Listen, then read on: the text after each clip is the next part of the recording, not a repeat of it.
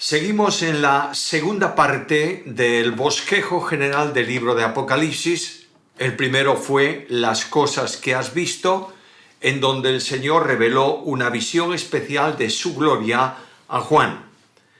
El segundo parámetro, el segundo elemento, la segunda parte del bosquejo que Cristo mismo dice a su apóstol, está comprendido en las cosas que son, y tienen que ver con el capítulo 2 y con el capítulo 3. Dentro de este capítulo 3 se cierra ese contenido de las cosas que son, que tiene que ver con las iglesias. Cristo, por medio de Juan, escribe a las iglesias. Quiero recordar que se está tratando de iglesias cristianas auténticas, actuales, de los tiempos de Juan. Por tanto, no está hablando ahí de una iglesia que vendrá en el futuro o que dejará de venir. Después del traslado de la iglesia a la presencia del Señor, no hay ya más iglesia como tal aquí en la tierra. No tengo la más mínima duda que en el tiempo posterior al traslado de la iglesia y especialmente durante el tiempo de la llamada tribulación, habrá una enorme salvación de gente aquí en la tierra como resultado de la predicación, lo estudiaremos en este libro más adelante, de 144.000 que Dios envía para predicar el Evangelio. Pero eso no tiene nada que ver con los mensajes que el Señor está escribiendo por medio de Juan a su iglesia hoy. Y lo hace a través de 7 iglesias que estaban fundadas, constituidas, que existían en los tiempos de Juan en el Asia Menor. Por tanto, hemos visto las primeras y en este capítulo 3 tenemos las 3 últimas. El primer mensaje se dirige a la iglesia en Sardis. Sardis era una ciudad de cierta importancia en aquel entorno, la capital de la antigua Lidia, y una de las características que esta ciudad tenía era el culto al emperador. Sabéis que los emperadores romanos se habían divinizado y se les rendía culto como una deidad más de las muchas deidades idolátricas que había en el imperio. Escribe, dice el Señor, al ángel de la iglesia en Sardis, y se presenta a él, el que tiene los 7 espíritus de Dios, y las 7 iglesias dice esto. Notad que tiene los 7 espíritus, y estos 7 espíritus, lo veremos también en el capítulo siguiente, que están delante del trono, tiene que ver con el Espíritu de Dios, que ha sido enviado del Padre y del Hijo, y que está actuando como vicario de Cristo aquí en la tierra. El Señor se presenta como el que tiene la plenitud del Espíritu de Dios. Él mismo es también Espíritu vivificante y tiene las 7 estrellas, que son los ministerios y las iglesias, en su mano. Cristo mira a la iglesia y dice: yo conozco tus obras. Y lo que tenemos que atender, más que al contexto histórico o al contexto personal o individual de cada una de estas iglesias, es a la lección que tenemos que aprender a través de ella. De manera que lo que dice aquí el Señor es esto: yo conozco tus obras. No es que las estoy viendo y las juzgo desde el exterior, es que tengo conocimiento íntimo y personal de ellas. Y lo que tengo que decirte es que estás muerto. Tienes un nombre de que vives y estás muerto. No hay duda alguna que hay un problema serio. El problema de que tienes nombre vivo y estás muerto es que estás presentando, o estaba presentando, especialmente esta iglesia, una apariencia de piedad. El problema de esta iglesia es un problema generalizado en la historia de la iglesia.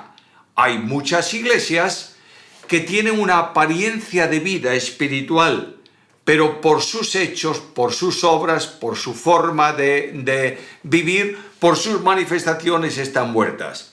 Puedo poner como ejemplo que una forma de tener nombre de que vives y estás muerto es jactarse de la mejor doctrina dentro de la iglesia. Nosotros somos perfectamente homologables como Iglesia de Dios porque tenemos la mejor doctrina, tenemos una doctrina ortodoxa y casi se adora a la doctrina en lugar de adorar al Dios de la doctrina. Las mujeres fueron un día al sepulcro para buscar y ungir el cuerpo muerto de Jesús. Y los ángeles tienen que llamarle la atención a ese hecho para decirles: mira, no podéis encontrar entre los muertos al que vive. Puede ser que el nombre de Cristo esté en la forma de expresión de muchas iglesias. Puede ser que la Biblia sea muy conocida. Puede ser que se exponga intelectualmente desde el púlpito, pero esto no es justificante de vida espiritual.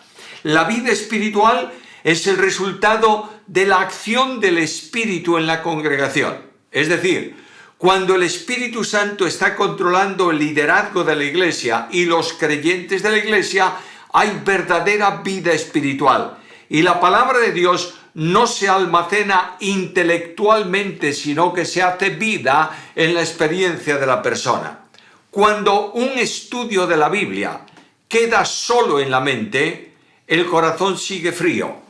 La palabra de Dios se hace viva y es viva y eficaz cuando el Espíritu Santo la aplica a la vida personal de las iglesias.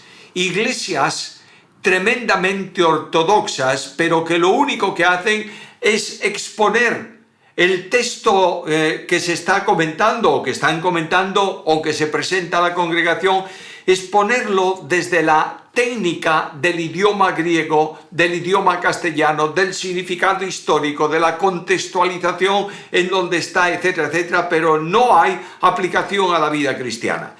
Estudiar mucho acerca de Cristo y no vivir a Cristo es perder el tiempo. El creyente no está llamado a definir a Cristo, está llamado a vivir a Cristo. El apóstol Pablo dice: con Cristo estoy juntamente crucificado, ya no vivo yo, mas vive Cristo en mí, y lo que ahora vivo en la carne lo vivo en la fe del Hijo de Dios, el cual me amó y se entregó a sí mismo por mí. ¿Quieres de otra manera? Porque para mí el vivir es Cristo. La identificación con Cristo se hace visible cuando el Espíritu Santo reproduce a Cristo en la vida del creyente y, por supuesto, en la vida de la iglesia. Por tanto, lo que el Señor está diciéndole a esta iglesia es: mira, tú te llamas iglesia, que tienes vida como corresponde a la iglesia, pero estás muerto. Y de pronto le dice: presta mucha atención, versículo 2, sé vigilante y afirma las otras cosas que están para morir, porque no he hallado tus obras perfectas delante de Dios. No solamente estás perdiendo la vitalidad espiritual, es que por causa de que no tienes vitalidad espiritual, hay otras cosas en ti que están a punto de cerrarse, de cancelarse, porque no estás siendo conducida por el Espíritu. Creo que todos recordáis que cuando el Señor habla a la iglesia en Éfeso, le dice: tengo contra ti que has dejado tu primer amor. Es decir, primer amor es la manifestación del amor original, y el amor original es el amor de Dios, y el primer amor se manifiesta extratrinitariamente por medio de la tercera persona de la deidad. El Espíritu Santo se personifica de esa manera porque expresa el amor eterno entre el Padre y el Hijo de una forma única que solamente puede ser condicionada al concepto de persona. Yo sé que el término persona no gusta a muchos y sé que hay algunos que piensan que persona es una calificación, una expresión de algún tipo de iglesia. Algunos incluso hablan de la Iglesia Católica, pero realmente no es así. El término persona fue un concepto que tuvo que utilizarse dándole la correspondiente aplicación para identificar a las tres hipóstasis divinas, porque en ese sentido no hay expresión suficiente para hablar de que es una de ellas Padre y otra Hijo y otra Espíritu Santo. Pero esto es un tema de teología bastante difícil de considerar que vamos a dejar ahí. Dios mira a esta iglesia y al no estar impulsada por la vida de Dios, que es Cristo, y por medio del Espíritu Santo, está declinando muchas cosas. Y lo que dice el Señor a la iglesia es esto: acuérdate pues de lo que has recibido y oído, no solamente de la doctrina es esencial, es primordial en la vida de la iglesia, pero acuérdate de lo que has recibido y oído y guárdalo. ¿Y qué más?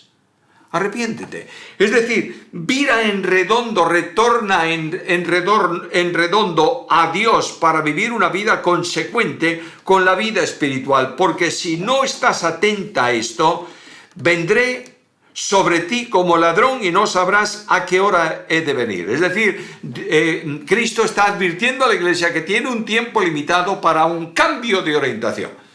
Y esto que está escribiendo a la iglesia en Sardis lo está escribiendo a la iglesia donde yo me congrego y donde tú estás. Dios está preguntando a la iglesia si esa expresión de vida que decimos tener es verdad o es simplemente una apariencia de piedad. Y añade el Señor: pero en medio de ti tienes algunas personas que no han manchado sus vestiduras. Siempre hay un remanente dentro del pueblo de Dios. El Señor mantiene un remanente como hizo con el pueblo de Israel y como hará con el pueblo de Israel para el futuro. De Israel se está salvando el remanente escogido por gracia. Y en la iglesia hay siempre un grupo de personas que están viviendo en comunión con Dios, dependiendo del Espíritu. A esta se dirige. Dice: estas personas que no mancharon sus vestiduras andarán conmigo en vestiduras blancas porque son dignas. Y aquí tenemos otro problema interpretativo en el versículo. ¿Por qué son dignas las personas? ¿Es que hay alguna persona digna delante de Dios? ¿Hay alguna persona a la que por su comportamiento le corresponda ser bendecida por Dios? En modo alguno. Ningún hombre, ninguna persona tiene derecho a ser bendecido. La bendición es por gracia. Pero estas personas que se mantienen fieles con vestiduras blancas delante de Dios son aquellas en las que el Espíritu Santo hace operativa la voluntad de Dios y el querer de Dios. La salvación descansa en la gracia y se manifiesta en las obras. No se pierde porque tú no hagas todas las obras, pero el que es salvo hace obras. Y la fe sin obras es muerta. Lo voy a decir en otras palabras. El apóstol Pablo dice que Dios es el que en vosotros produce el querer y el hacer por su buena voluntad. Dejémonos de pensar que nosotros tenemos que hacer algo. Y podemos hacer algo. Y podemos generar algo. Dios es el que salva, el único que salva. Y la santificación forma parte de la vida cristiana. Y es precisamente la santificación que descansa también en la gracia, la que por medio de la fe hace productiva la vida cristiana. Productiva en el sentido de compromiso y de vida divina en nosotros. El Espíritu Santo mantiene esta relación del creyente con Dios. No es nuestro esfuerzo el que santifica, somos santificados en Cristo. Carta primera a los Corintios, capítulo 1, versículo 30. Ahora, si realmente somos santificados en Cristo y Cristo es nuestra justificación y nuestra santificación, no cabe duda que tenemos que expresarla visiblemente si es una realidad. Si no, seguimos con el problema del principio. Tienes nombre de que vives y estás muerto. El que venciere será vestido de vestiduras blancas y no borraré su nombre del libro de la vida. Bueno, presta atención al versículo. No es una posibilidad, es una certeza. No está diciendo aquí Cristo que alguno lo va a borrar del libro de la vida. Lo que está diciendo es que no va a borrar el nombre de los que son salvos del libro de la vida. Es una afirmación contundente. El que tiene vida eterna. Y Cristo dice: mis ovejas que son mías y están en mi mano no perecerán jamás, ni nadie las arrebatará de mis manos. Y este Dios que mantiene y sustenta a los creyentes confesará el nombre de ellos delante de su Padre y de sus ángeles. Es decir, serán reconocidos como hijos delante de Dios y recibirán la corona de victoria que corresponda a su obra aquí en la tierra. Y el Espíritu habla a la iglesia. Y dice a los creyentes, notad esto, lo dije la primera vez, el Espíritu habla a la iglesia, la respuesta es del individuo. Nota el versículo, el que tiene oído, oiga lo que el Espíritu dice a las iglesias. Y el Espíritu me está diciendo a mí en esta primera carta, ¿tienes realmente un nombre de vida y vives en la plenitud de la vida que produce en ti el Espíritu Santo reproduciendo a Jesús conforme al propósito del Padre?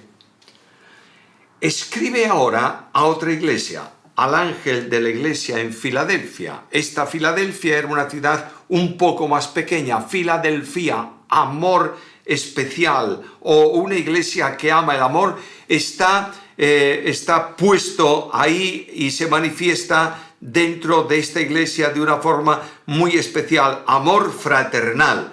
Es una ciudad pequeña y su principal divinidad en los tiempos en que se escribe la carta era el dios Baco, el dios de los romanos, el dios que se adoraba y se festejaba con el vino, el que producía y en su culto había grandes orgías. Este Jesús escribe a la iglesia que ha establecido allí. Y dice, esto dice el santo, el verdadero, el que tiene la llave de David, el que abre y ninguno cierra y cierra y ninguno abre. Nota esto, por favor. El que va a hablar es el santo, por tanto no se va a equivocar en el pecado si hay pecado en la iglesia.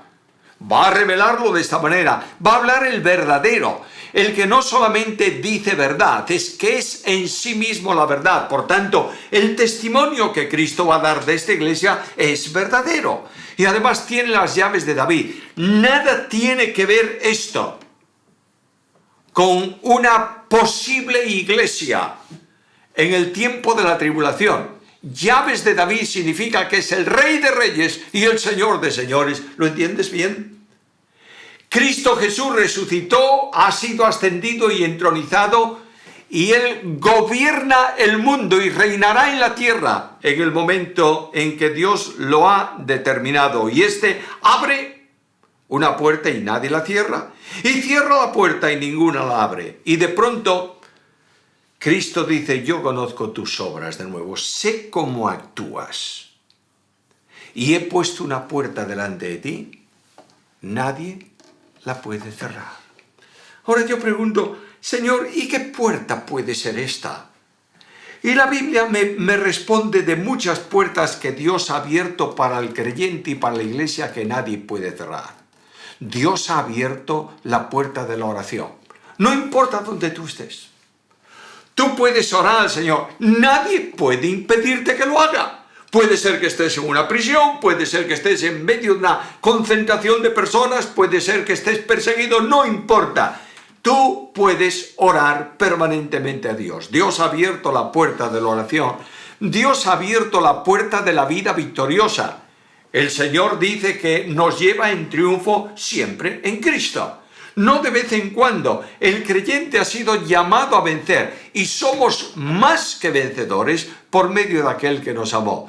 No permitas que Satanás presente delante de ti un sentido de derrota personal. Dios te ha llamado a victoria, te ha colocado en un lugar de victoria y esa puerta que Él ha abierto, nadie la puede cerrar jamás. Dios te ha llamado a entrar y a usar la puerta de la evangelización. Cristo dijo, os envío al mundo para que prediquéis el Evangelio. Y puede ser que tú estés en un lugar donde no haya ninguna iglesia evangélica, pero tú tienes que predicar el Evangelio.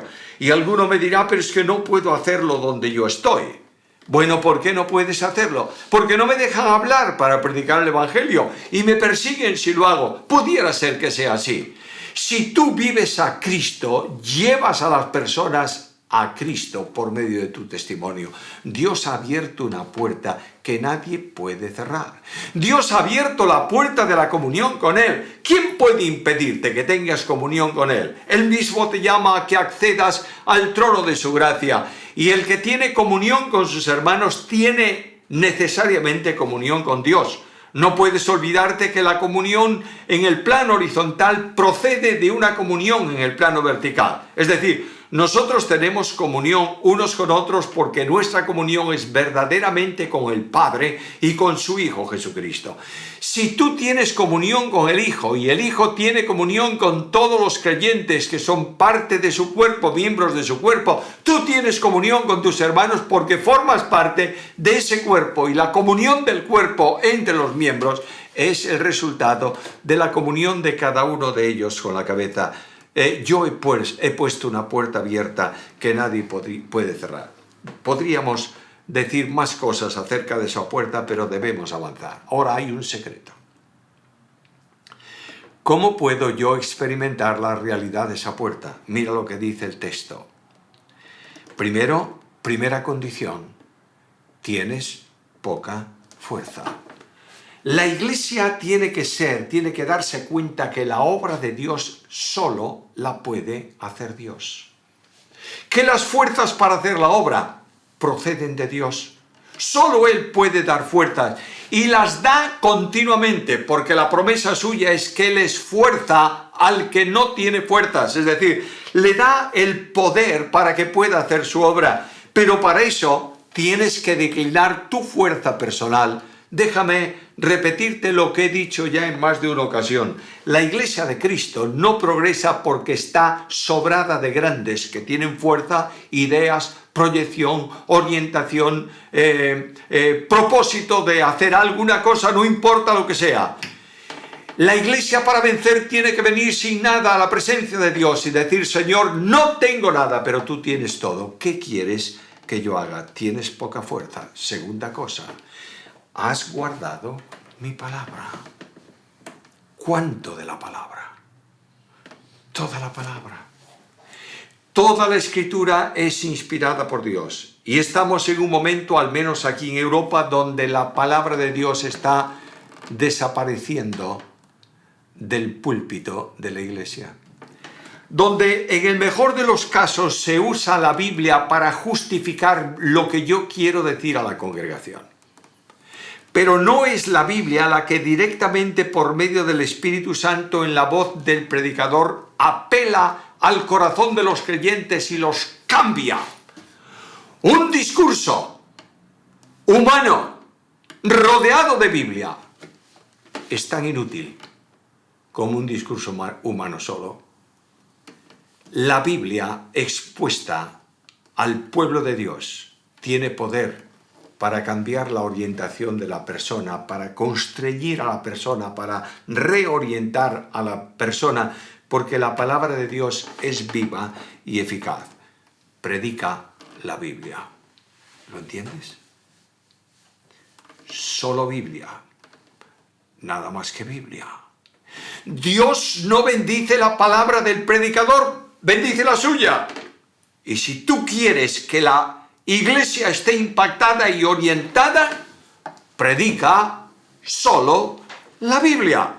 Y además dice: no has negado mi nombre. ¿Qué es esto? Bueno, ¿cuál es el nombre de Jesús? Escucha la Biblia. Ha recibido el nombre que es sobre todo nombre, para que en el nombre de Jesús se doble toda rodilla de los que están en el cielo, en la tierra, debajo de la tierra. Y ahora, y toda lengua confiese que Jesús es el Señor. Es decir, no has negado mi nombre, no has dejado de reconocer el único señorío en la iglesia, que es el señorío de Cristo. Cuando a veces escucho a algún hermano hablar del liderazgo de la iglesia, me pongo un tanto nervioso. Se refieren a los líderes de la iglesia como mis autoridades, perdónenme. La iglesia tiene solo 3 autoridades y son divinas.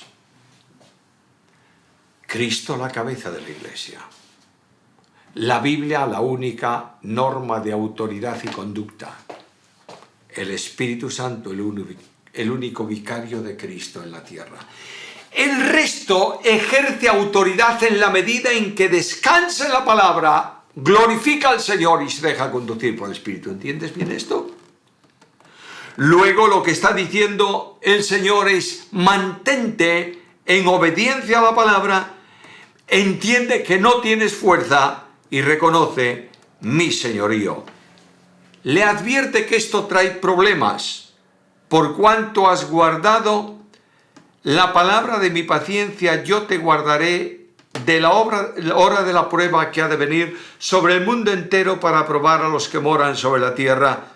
Y lo que dice es que vas a tener dificultades, vas a ser acusado, etcétera, etcétera. Leer los versículos con calma porque no tenemos tiempo para extendernos ahí. Pero al que venciere, le haré columna en el templo de mi Dios y nunca más saldrá de allí. Una cosa son las piedras de un templo que pueden ser sacadas de la pared. Otra cosa son las columnas. Si tú sacas la columna, el templo se derriba. Luego lo que está diciendo aquí es que Dios coloca a los creyentes como soporte especial para lo que es su templo en la tierra y lo que será la proyección divina de su familia en los cielos. Le daré el nombre de mi Dios, el nombre de la ciudad de mi Dios, la nueva Jerusalén, la cual desciende del cielo de mi Dios, y mi nombre nuevo. Es decir, vamos a tener una bendición que supera con todo cualquier dificultad de la que pueda haber aquí en la tierra. Y Cristo me dice, atiende a lo que el Espíritu Santo acaba de decir a la iglesia. Llegamos a la última iglesia, la iglesia de la Odisea. Quien se presenta como remitente de esta carta es el amén, es decir, el definitivo. Cristo es el amén de Dios. Permíteme decirlo de otra manera, Cristo es Dios en estado de amén. Además es el testigo verdadero, el que no dice ninguna cosa incorrecta. Es el principio de la creación de Dios, el generador de la creación de Dios, el motor creacional de la creación de Dios. Y dice esto, yo conozco tus obras. Y ahora viene un problema. Ojalá fueses frío o caliente. Pero por cuanto eres tibio y no frío ni caliente, te vomitaré de mi boca. Cerca de esta ciudad de la Odisea había unos manantiales termales. Habían canalizado el agua de ellos, la traían a la ciudad. Cuando llegaba a la ciudad era agua tibia. ¿Has probado alguna vez el agua tibia? Generalmente cuando tomas agua tibia te da náuseas, no puedes tomarla. Y lo que está diciendo Jesús aquí es, no eres ni frío ni caliente, eres tibio, me das náuseas. Y estoy a punto de vomitarte de mi boca. ¿Y por qué me das náuseas? Escucha. Porque tú dices, soy rico. Segundo, yo soy el que me he enriquecido. Tercero, de ninguna cosa tengo necesidad. Esta ciudad de la Odisea, cuando fue destruida por un terremoto y vinieron los romanos y dijeron, aquí está la ayuda que necesitas, le contestaron así. Soy rico, me he enriquecido, no tengo ninguna necesidad. Y de pronto lo traslada Cristo a la experiencia de la iglesia y dice, tú dices que eres, pero no eres, sino un miserable, un pobre, un ciego y un desnudo. Es decir, lo que tú tienes de riqueza no tiene ningún valor para mí, porque lo has conseguido o crees haberlo conseguido tú. Y de pronto, Cristo habla con afecto pero con firmeza a la congregación. Te aconsejo que de mí compres oro refinado en fuego para que sea rico de verdad, auténticamente, y vestiduras blancas para vestirte y no se descubra la vergüenza de tu desnudez, y unge tus ojos con colirio para que veas. Estás en una situación tremenda, tienes que tomar de lo que yo tengo para hacerlo tuyo. Tienes que vestirte de una forma distinta y sacar tus harapos espirituales, y tienes que abrir los ojos para ver la realidad espiritual en donde estás. Y Cristo llama. He aquí yo estoy a la puerta y llamo. Se ha utilizado cientos de veces el versículo para predicar el Evangelio. Y se ha alegorizado en parte, el que llama es Jesús, la puerta es tu corazón, el que tienes que abrir es tú. ¿Es verdad? Bueno, sin duda ninguna, Dios no obliga a la salvación de nadie. Y la respuesta a salvación la da siempre la persona. Pero aquí está hablando a la iglesia. Imagínate, por favor, imagínatelo solo, que la gente está entrando, hablo del contexto de hoy, en su iglesia, en su congregación, en el templo, el domingo por la mañana. Ahí está entrando toda la congregación. Y el que está en la puerta de la iglesia es el que tiene que estar dentro y sentado en el lugar de honor que es Cristo. Lo tienen fuera de la puerta y ellos están gozándose en lo que son y en lo que tienen. Y Cristo está llamando a cada uno de los que pasan. ¿Quieres que yo cambie tu vida? Abre el corazón y entraré a Él y tendré comunión con Él, cenaré con Él y Él conmigo. Ahora, Señor, me doy cuenta que tengo necesidad de ti. ¿Cuál es tu promesa? Al que venciere, le daré que se siente conmigo en mi trono, así como yo he vencido, me he sentado con mi Padre en el trono. La recompensa no es por esfuerzo de victoria, la victoria está en Jesús. El que venciere es el que está viviendo en comunión con Cristo, en la plenitud del Espíritu, una vida de compromiso con el Señor. Una iglesia comprometida con Cristo es una iglesia victoriosa, una iglesia que ha marginado a Cristo. Es una iglesia en decadencia y en fracaso espiritual. Y termino recordándote la invitación. El que tiene oído, oiga lo que el Espíritu dice a las iglesias. Hemos escuchado lo que el Espíritu dice a la iglesia en Sardis. Tienes nombre de que vives y estás muerto, es tu situación. Hemos escuchado lo que dice a la iglesia en Filadelfia. Tienes poca fuerza. Ahora hemos escuchado lo que dice a la iglesia de la Odisea. Quiero estar en el centro de tu vida. La respuesta es tuya y es mía. Hagámoslo de manera que seamos bendecidos por Dios y experimentemos su vida victoriosa en nosotros.